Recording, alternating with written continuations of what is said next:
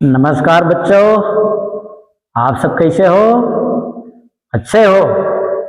अच्छे रहो, स्वस्थ रहो, मस्त रहो, अपनी परीक्षाओं में व्यस्त रहो। बच्चों,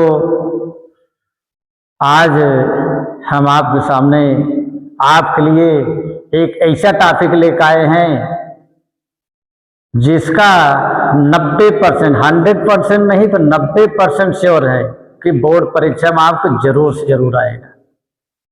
वो है प्रकाश संश्लेषण से। क्या? प्रकाश संश्लेषण। पाठ पहला है पोषण। पोषण में है प्रकाश संश्लेषण। प्रकाश संश्लेषण से ही एक टॉपिक है कि प्रकाश संश्लेषण कैसे होता है, कहाँ होता है, कब होता है, किन विधियों से होता है। ये टॉपिक लेकर हम आए हैं कि प्रकाश संश्लेषण आप जान जाओ। प्रकाश संश्लेषण क्या है उसको हम बता देते हैं, फिर ये कहाँ होता है और ये कितने प्रकार का होता है इसको हम बता देते हैं एकदम सरल विधियों से, जिसको आप देख लेंगे, पढ़ लेंगे 2 बार, निश्चित रूप से आप अपनी परीक्षाओं में उसको लिख देंगे।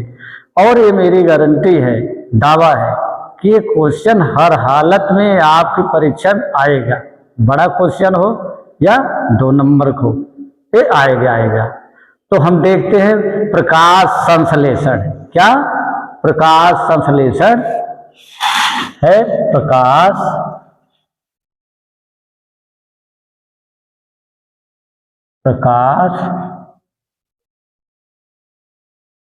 संश्लेषण। अंग्रेजी में इसको कहते हैं फोटोसिंथेसिस। क्या कहते हैं? फोटोसिंथेसिस। देखिए ये कहते हैं फोटो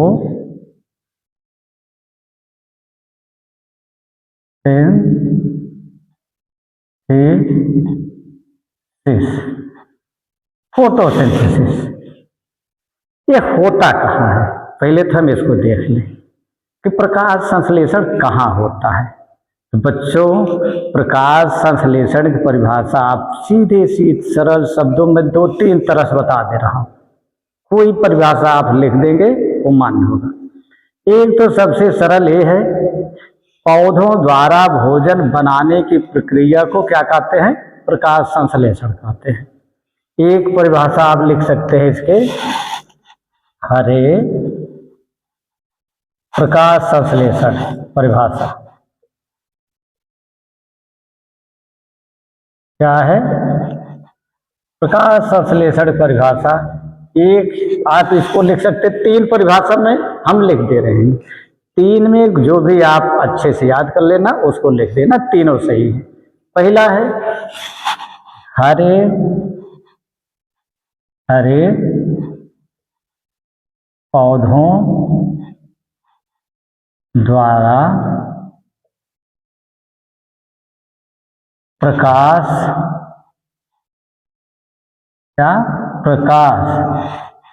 की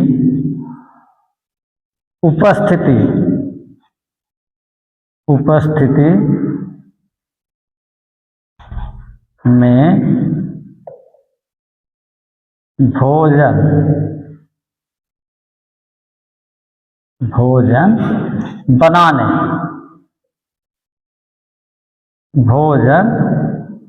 बनाने क्या? हरे पौधों द्वारा प्रकाश की उपस्थिति में भोजन बनाने की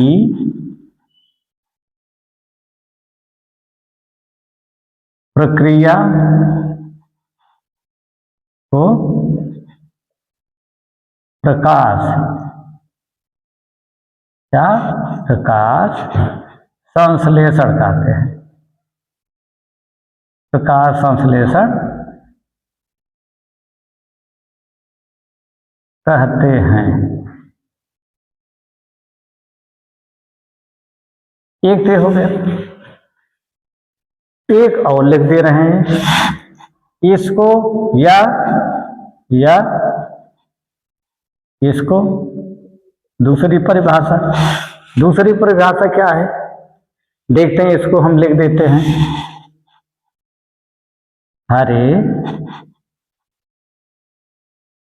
पौधों द्वारा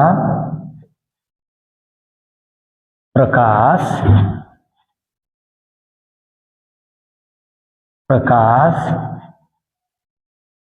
की उपस्थिति, क्या उपस्थिति में कार्बन डाइऑक्साइड CO2, जिसको हम कहते हैं कार्बन डाइऑक्साइड, क्या कार्बन डाई ऑक्साइड, क्या है कार्बन डाइऑक्साइड एवं जल, क्या जल H2। अब देखिए, हरे पौधों द्वारा क्या प्रकाश की उपस्थिति में कार्बन डाइऑक्साइड एवं जल H2O की सहायता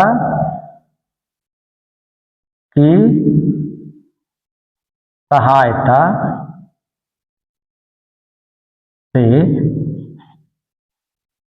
पौधहरित, क्या पौधहरित या पौधहरित में भोजन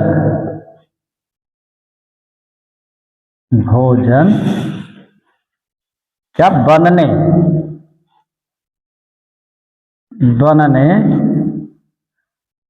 की प्रक्रिया को प्रकाश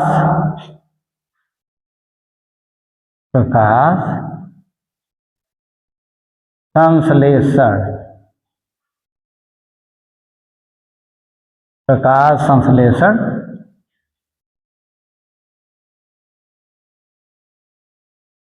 कहते हैं। दूसरी परिभाषा हो गई। एक परिभाषा और लिख दे रहे हैं, जो आपको अच्छा लगे उसको आप लिखिएगा। तीसरी परिभाषा आप लिख सकते हैं, तीसरी परिभाषा लिख सकते हैं, हरे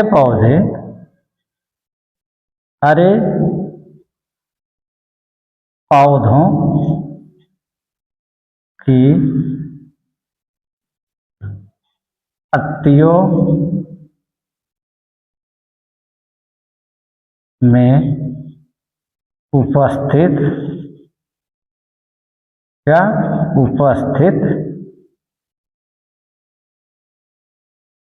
पौधहरित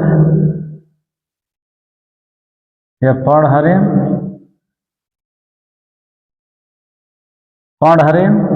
व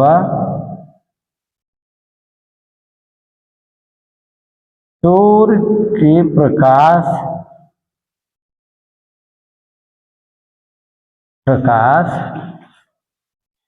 की उपस्थिति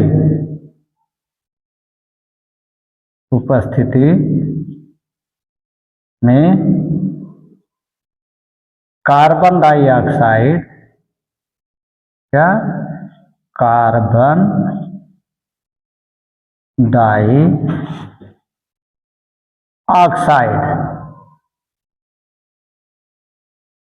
ऑक्साइड व जल, कार्बन डाइऑक्साइड, इसको आप कोष्टक में CO2 लिख सकते हैं, व जल H2O, जल की सहायता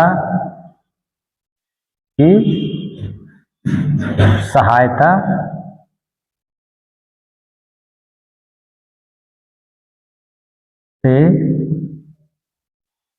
क्या भोजन बनाने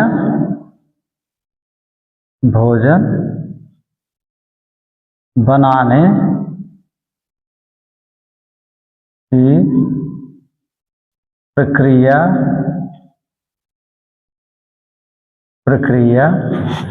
को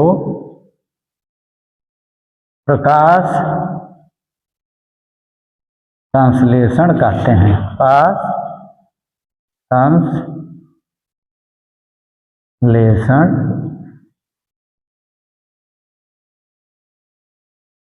कहते हैं।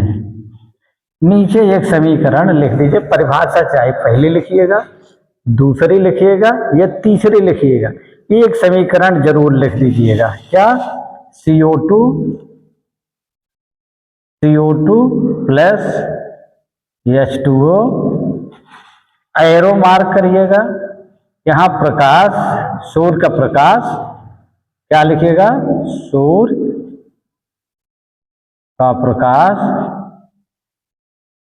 ऊपर लिखिएगा, एरो मार्क नीचे लिखिएगा पर, क्या? पर हरित या पर हरित, जो भी लिखिएगा, क्लोरोफिल। इसको क्या कहते हैं? क्लोरोफिल। क्लोरोफिल।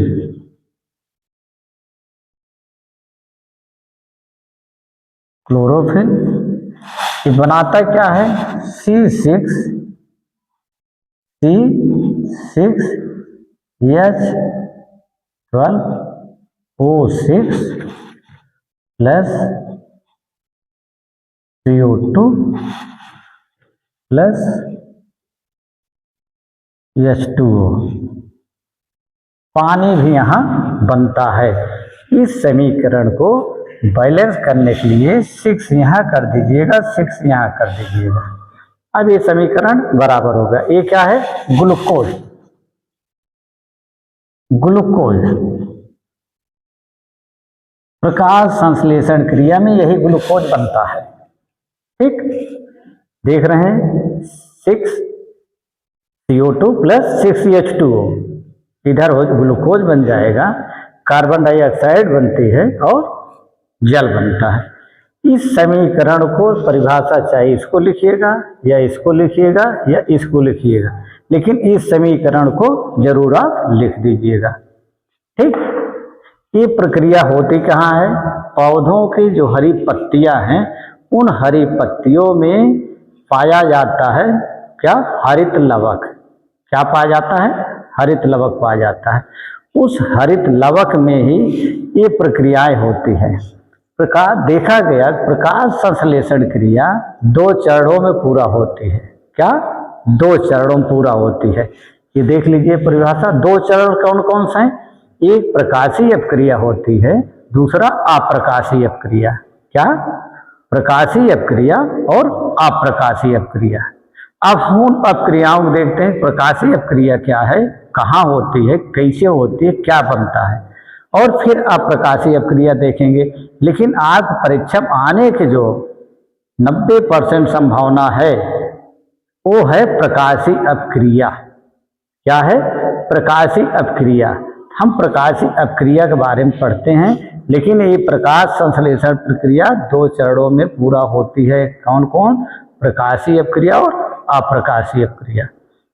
तो देखते हैं, इसको आप देख लिए, नोट कर लिए। अब इसको हम मिटा करके फिर आगे बताते हैं प्रकाशीय अपक्रिया कैसे, कहाँ और कब होती है और क्या चीज बनता है। ठीक, देखिए,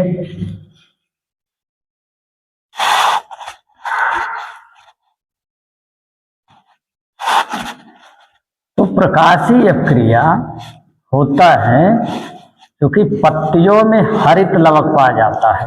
कौन सा लवक? हरित लवक, क्लोरोप्लास्ट। हरी पत्तियों में या पत्तियों का हरा रंग जो होता है, किसके कारण होता है? इसी क्लोरोप्लास्ट के कारण। तो प्रकाश संश्लेषण 2 विधियों में कंप्लीट होता है। तो यहाँ हम लिख रहे हैं प्रकाश संश्लेषण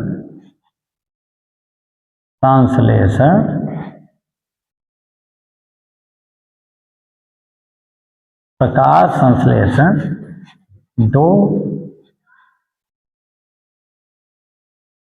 दो पदों में, दो पदों में पूर्ण होता है। क्या? पूर्ण होता है। प्रकाश संश्लेषण कहाँ होता हम बता दिए कि हरित लवक में, हरित लवक में प्रक्रिया होती है, लेकिन ये दो चरणों में पूरा होती है, दो पदों में पूर्ण होती है। पहला पद कौन है या पहला चरण क्या है? पहला चरण है प्रकाशी। क्या? प्रकाशी, प्रकाशी अपक्रिया, प्रकाशी अपक्रिया। इस अपक्रिया को कहते हैं लाइट, क्या? Light reaction.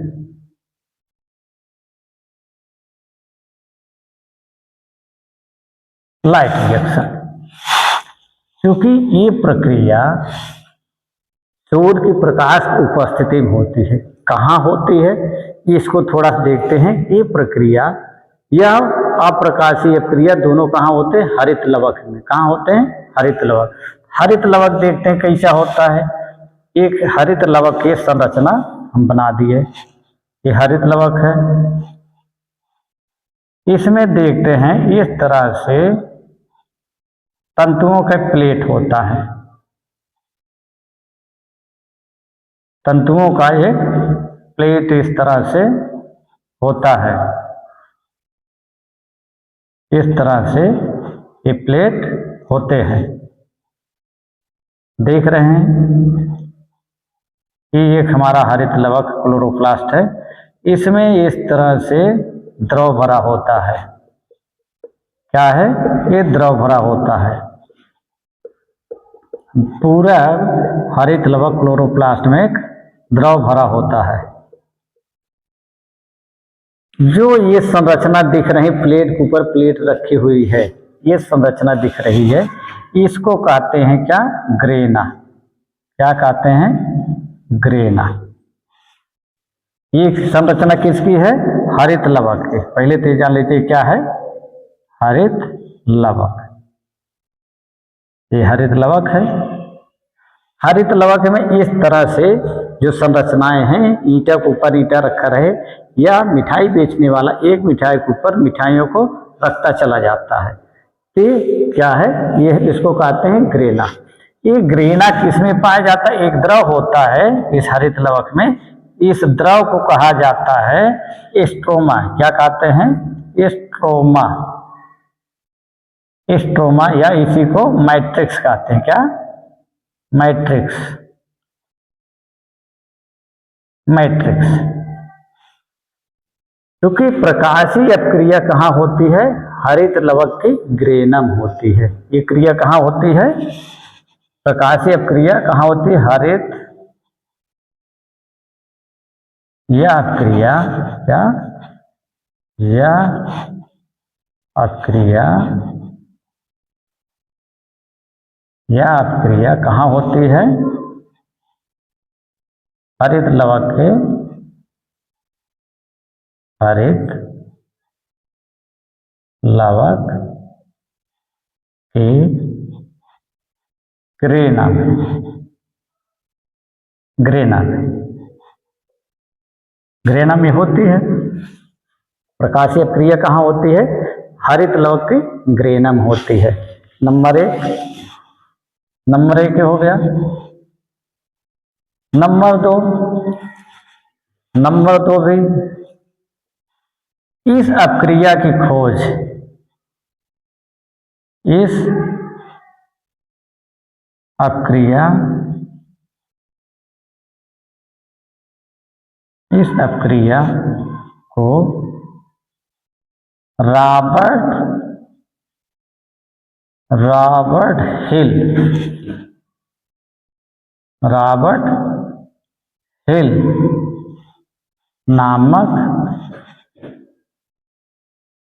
नामक वैज्ञानिक,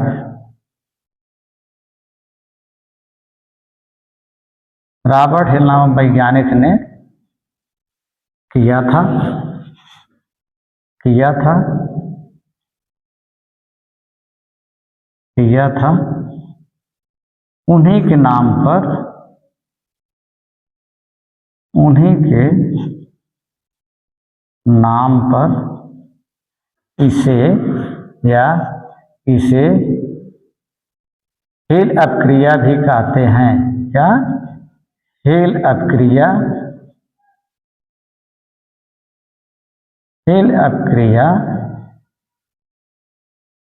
भी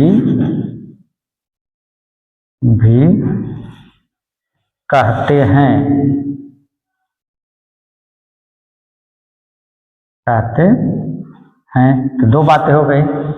ये कहाँ होता है? प्रकाशीय अपक्रिया कहाँ होती है? हरित लवक ग्रेनम होती है। इसको और क्या प्रकाशीय अपक्रिया के नाम से जानते हैं, लाइट रिएक्शन के नाम से भी जानते हैं, और हिल अपक्रिया के नाम से भी इसको जाना जाता है। क्यों? रॉबर्ट हिल ने इस अपक्रिया को किया था। इसका अध्ययन, ग्रेना का अध्ययन प्रकाशीय अपक्रिया कौन किया था? रॉबर्ट हिल ने किए थे।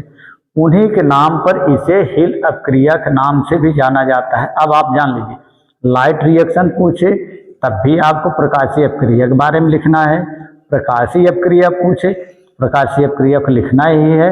अगर हिल अपक्रिया पूछ दे, क्या हिल अपक्रिया, तब भी आपको प्रकाशीय अपक्रिया को ही लिखना है।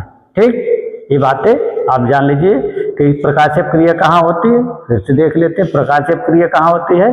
हरित लवक के ग्रेनम होती है। अब आप प्रकाशीय अपक्रिया कहाँ होती है? स्ट्रोमम होती है, मैट्रिक्स में। आगे इसको अध्ययन करेंगे अगले वीडियो में, तो जाने दीजिए ये प्रकाशीय अपक्रिया कहाँ होती है? हरित लवक के ग्रेनम होती है। अब प्रकाशीय अपक्रिया कहाँ होगी?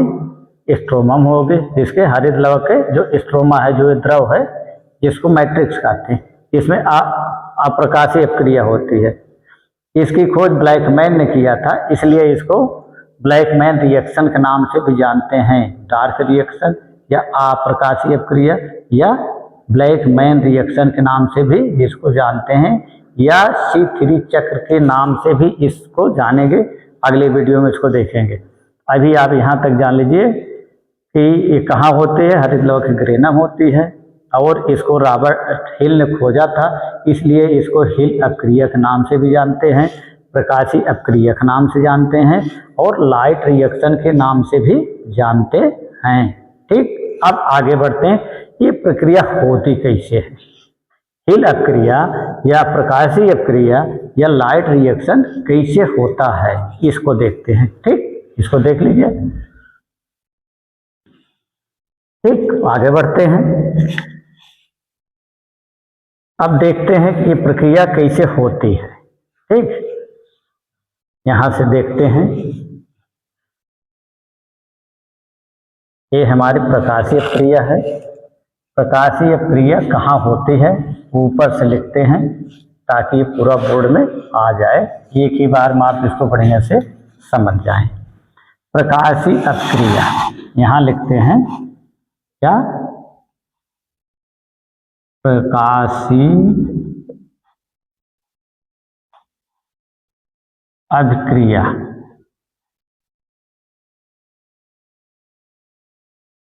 प्रकाशीय अपक्रिया कहाँ होता है? हरित लवक के ग्रेनम होता है। अभी पढ़े हैं कहाँ होता है? हरित लवक के ग्रेनम होता है। इसको किसने किया था?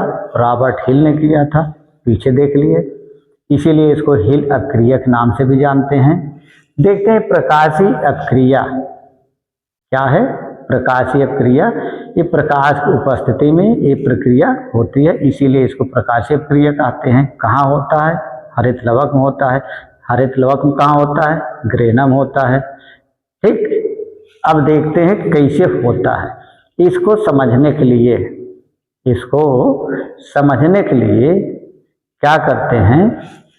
अच्छा, थोड़ा सा देख लेते प्रकाशीय अपक्रिया में क्या होता है। देखिए, प्रकाशीय अपक्रिया में हरे पौधों द्वारा, क्या? हरे पौधों द्वारा क्या देखिए प्रकाशीय क्रिया क्या है। हरे पौधों द्वारा प्रकाश की उपस्थिति में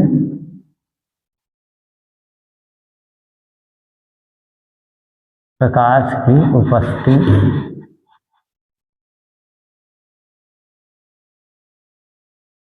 उपस्थिति में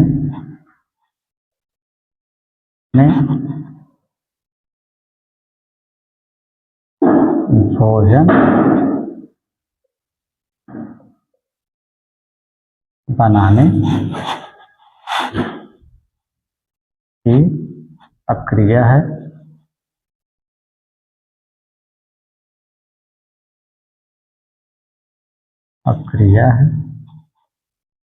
इसमें एडीपी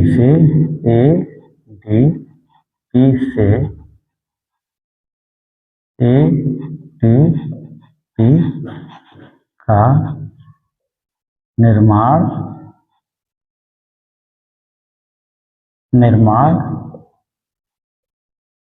होता है। ठीक, प्रकाशीय क्रिया क्या है? हरे पौधों में प्रकाश को उपस्थिति में भोजन बनाने की प्रक्रिया एक क्रिया है। इसमें क्या है? एडीपी से एटीपी का निर्माण होता है। इतना जाने रहिए, एडीपी से क्या बनता है? एटीपी बनता है। और यही एटीपी कार्बोहाइड्रेट के रूप में पौधों में संचित हो जाता है। क्या? अब थोड़ा सा और समझ लीजिए, हरे पौधे क्या करते हैं, हरे पौधे कैसे करते हैं। जो सूर्य प्रकाश आता है, सूर्य का प्रकाश आता है, विकिरण ऊर्जा कैसे आती है? विकिरण ऊर्जा। इसमें जैव रासायनिक अपक्रिया होती है। पौधों के पत्तियों में जैव रासायनिक अपक्रिया होती है। इसमें सूर्य प्रकाश जो विकिरण ऊर्जा आती है, पौधे इसको रासायनिक ऊर्जा में बदल देते हैं। किसमें? रासायनिक ऊर्जा में बदल करके कार्बोहाइड्रेट के रूप में इसको संचित कर लेते हैं। कार्बोहाइड्रेट मतलब ग्लूकोज। ग्लूकोज से फिर सारे प्रोडक्ट बनते हैं, सारे उत्पाद किससे बनते हैं? ग्लूकोज से। तो जो आज पूछ सकता है कि सूर्य प्रकाशीय ऊर्जा को या विकिरण ऊर्जा को पौधे किस ऊर्जा में बदल देते हैं, तो आप जान लीजिए रासायनिक ऊर्जा में उसको पौधे बदल देते हैं। किसमें? रासायनिक ऊर्जा में। रासायनिक ऊर्जा में बदलने के बाद ये अपने पास कार्बोहाइड्रेट के रूप में संचित कर लेते हैं। यही एडीपी एटीपी में बदल जाता है और एटीपी में बदल कर कार्बोहाइड्रेट के रूप में पौधों में भोजन के रूप में संचित हो जाता है। ये प्रक्रिया समझने के लिए, इस पूरी प्रक्रिया को समझने के लिए हम इस प्रकाशीय अपक्रिया को 4 पदों में बांट देते हैं। क्या? 4 पदों में बांट कर जब अध्ययन करते हैं हम इसको बढ़िया से समझ जाते हैं। ठीक, देखते हैं। इसको समझने के लिए 4 पदों में बांट देते हैं। पहला पद हम क्या ले लेते हैं? पहला चरण। पहला चरण क्या होता है? जब सूर्य से प्रकाशीय ऊर्जा आती है तो कहाँ पड़ती है? पत्तियों पर।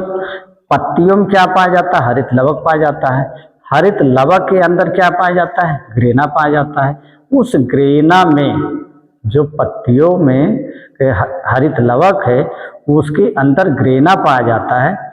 ग्रेना के अंदर, ग्रेना भी ऐसी से था, ग्रेना के अंदर पर्णहरित पाया जाता है। क्या? पर्णहरित या क्लोरोफिल कहाँ पाया जाता है? ग्रेना के अंदर। अब आप जान लीजिए, सूर्य प्रकाश जब पड़ता है तो हरित लवक के ग्रेना में उपस्थित पर्णहरित को क्या करता है? सक्रिय कर देता है। अब आप कहेंगे कि सक्रिय निष्क्रिय क्या है? जब इसीलिए प्रकाशीय क्रिया कब होती है? दिन में, सूर्य उदय से लेकर सूर्य अस्त तक। सूर्य उदय जब होता है और सूर्य अस्त तक की प्रक्रिया होती है।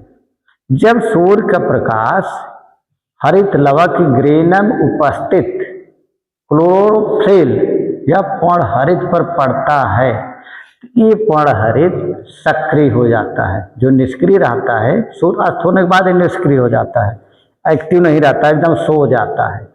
जैसे हम लोग सो जाते हैं रात में, उसी तरह से ये क्लोरोफिल भी सो जाता है। ठीक, जब ये सूर्य का प्रकाश उस पर पड़ता है, किस पे?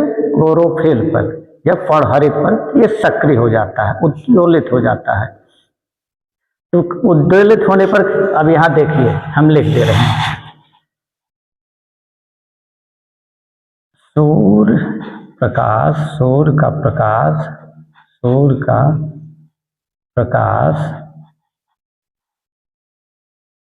हरित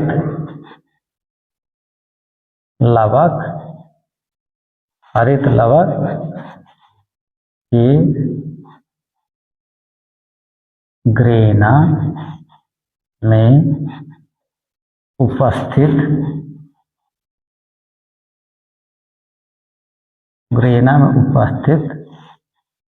क्या पर्णहरित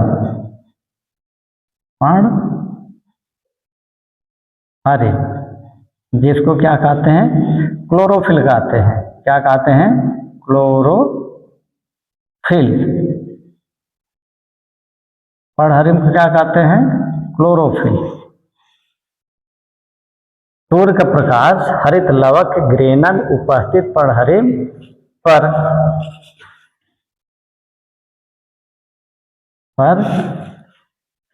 पड़ता है जिससे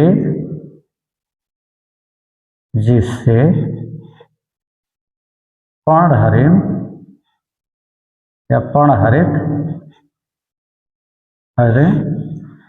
सक्रिय क्या हो जाता है? सक्रिय हो जाता, क्या हो जाता है? ये सक्रिय हो जाता है, सक्रिय हो जाता है जिससे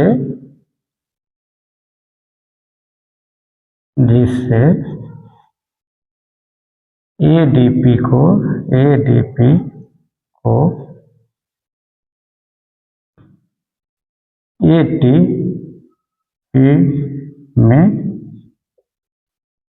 में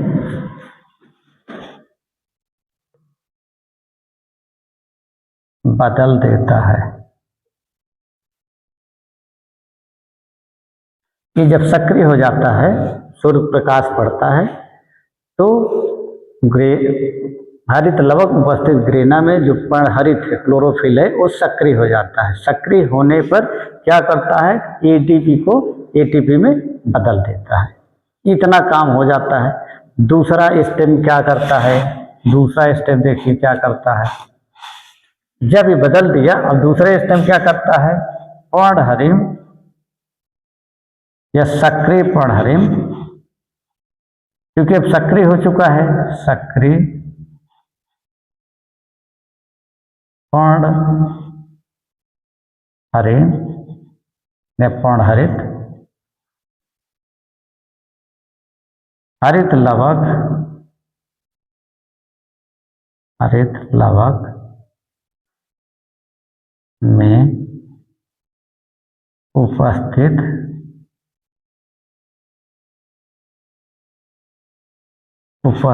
जल, क्या? जल H2O को अपघटित कर देता है। अपघटित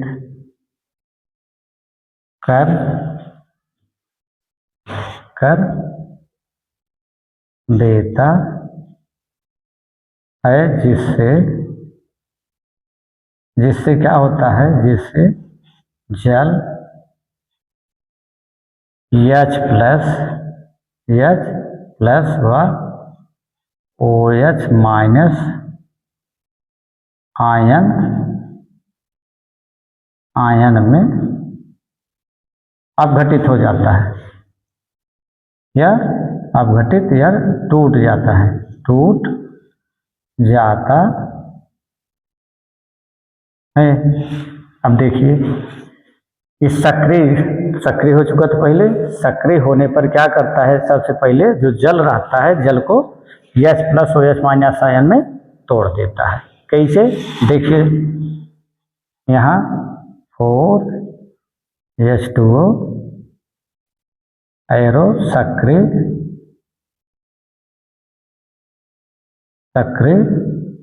पर्णहरित, क्या है? सक्रिय पर्णहरित। तो आसानी समझिए, पहले स्टेप में क्या किया है, सक्रिय हुआ, एडीपी को एटीपी में बदल दिया। दूसरे स्टेप में जब ये सक्रिय हो गया था तो जल को, जो हाँ जल उपस्थित है उसको H plus OH minus ion में तोड़ दिया। तोड़ा कैसे? 4H प्लस 4OH माइनस तोड़ दिया। इतना काम इसका हो गया। अब तीसरा स्टेप में क्या हुआ? तीसरे स्टेप में आप लिख लीजिए, अपघटित जल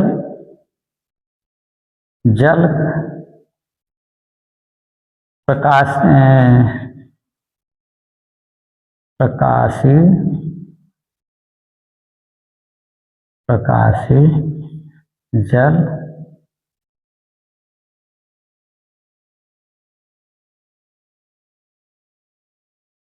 क्या हुआ? प्रकाशीय जल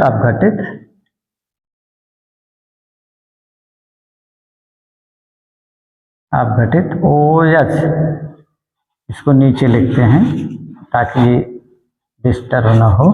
यहाँ देखिए तीसरे में यहाँ नीचे लिख दे रहा हूँ,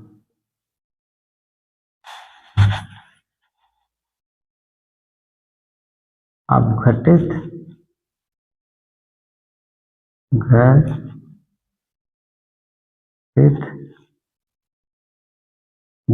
H2O का OH माइनस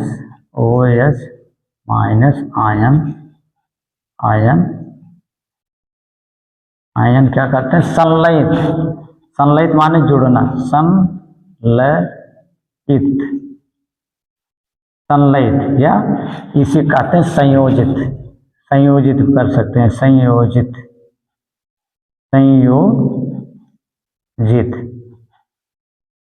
होकर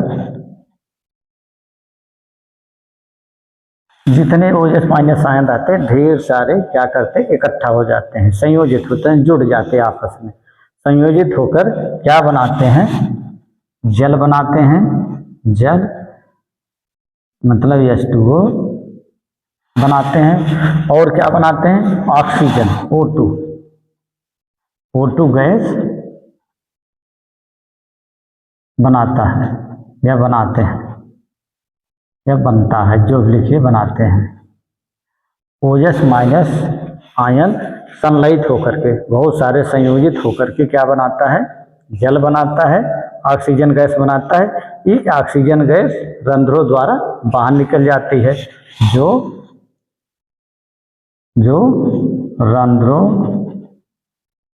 रंध्रों द्वारा बाहर निकल जाती है,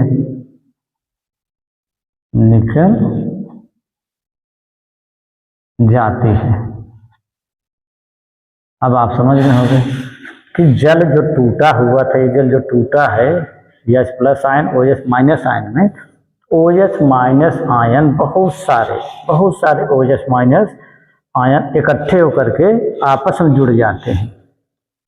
जुड़ कर क्या बनाते हैं? पानी बना लेते हैं और ऑक्सीजन गैस बनाते हैं। जैसे देखिए कैसे बनाते हैं, कैसे बनाते? 4OH माइनस क्या किया? संलयित हुआ, यहाँ लिख देंगे संयोजित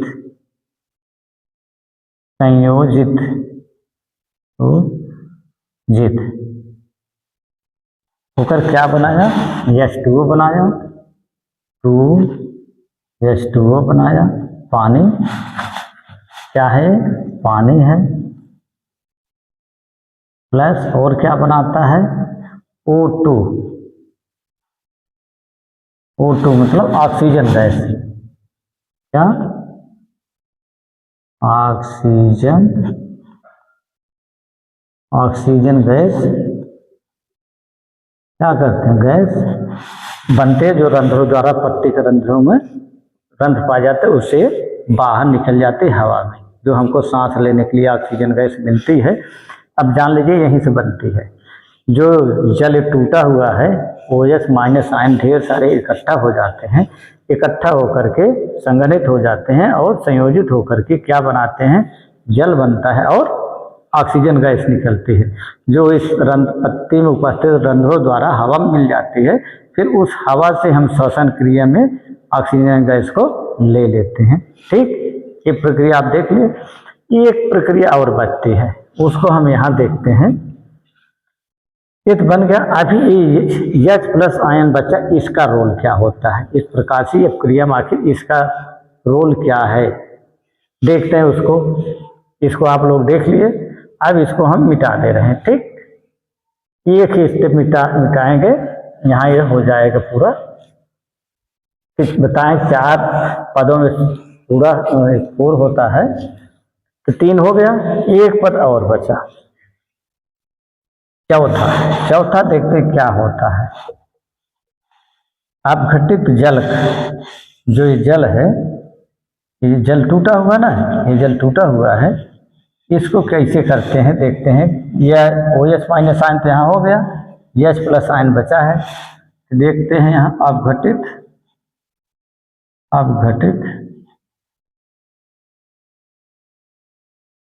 जल H2O का H+ आयन, H+ आयन क्या करता है, देखिए अपघटित जल H2O का H+ आयन क्या करता है, ये करता है प्रोटॉन ग्राही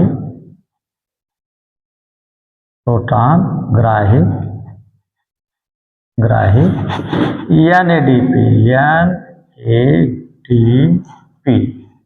अब कहेंगे NADP क्या है। NADP का पूरा नाम होता है, NADP यहाँ लिख दे रहे हैं NADP, इसका पूरा नाम होता है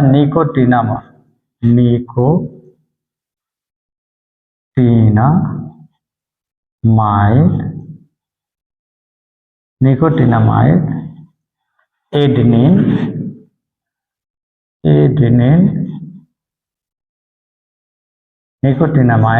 एडेनिन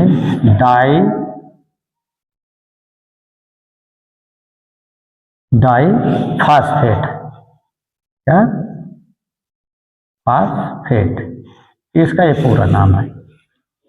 यहाँ आयन प्रोटॉन ग्राही NADP को, इसको देख लिए, ये उसका पूरा नाम है, को क्या करता है,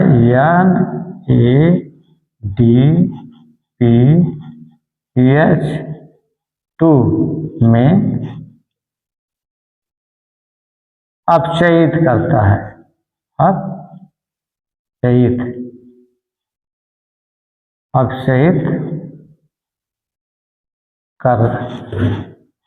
कर देता है। ठीक, ये जो था प्रोटॉन ग्राही ये है NADP, निकोटिनामाइड एडेनिन डाइफास्फेट जो है, ठीक,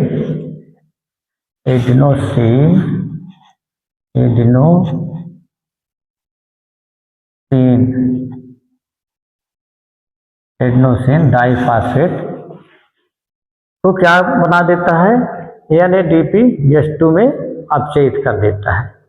ठीक, जब ये इसमें अपचयित हो जाता है, फिर क्या होता है, इसको देखते हैं थोड़ा से। अब करता क्या है, अपचयित होने के बाद यहाँ से कुछ इलेक्ट्रॉन उत्तेजित देता है, जिससे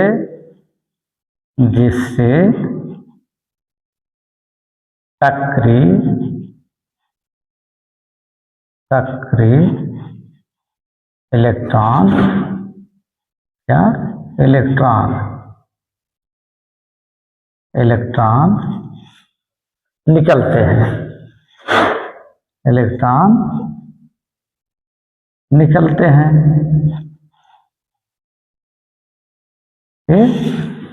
जब इसमें अपचयित हो जाता तो यहाँ से कुछ सक्रिय इलेक्ट्रॉन निकलते हैं। ये इलेक्ट्रॉनों का काम क्या है?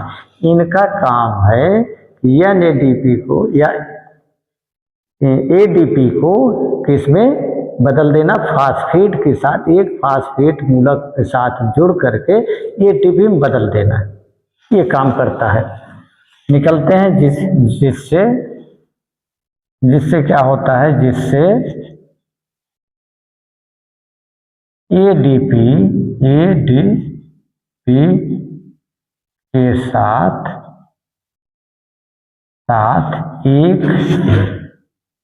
एक फास्फेट मूलक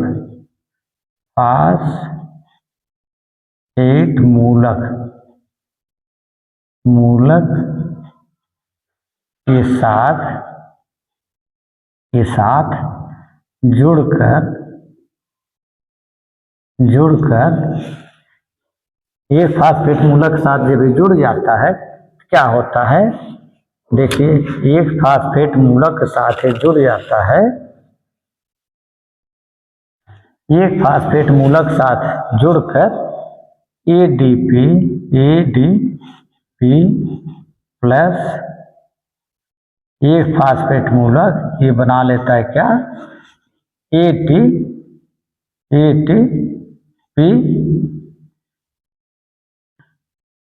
बना लेता है।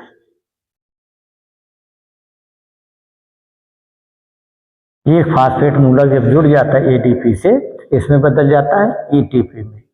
ठीक, अब देखते हैं एडीपी से एटीपी का बनना, क्या, एटीपी से एडीपी का बनना।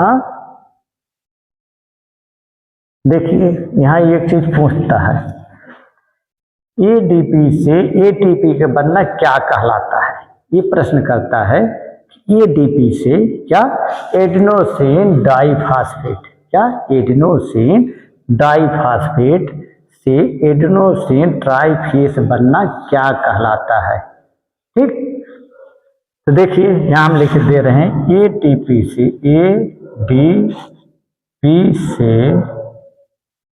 एटीपी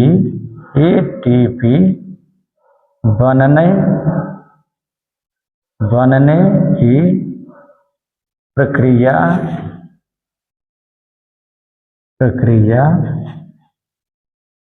को क्या कहते हैं, को फोटोफॉस्फोरिलेशन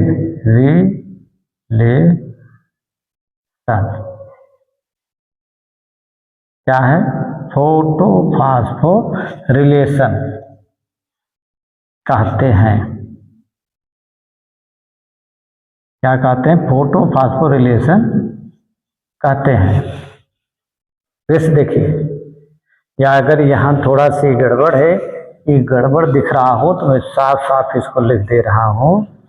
इसके नीचे प्रक्रिया को क्या कहते हैं, फोटोफॉस्फोरिलेशन।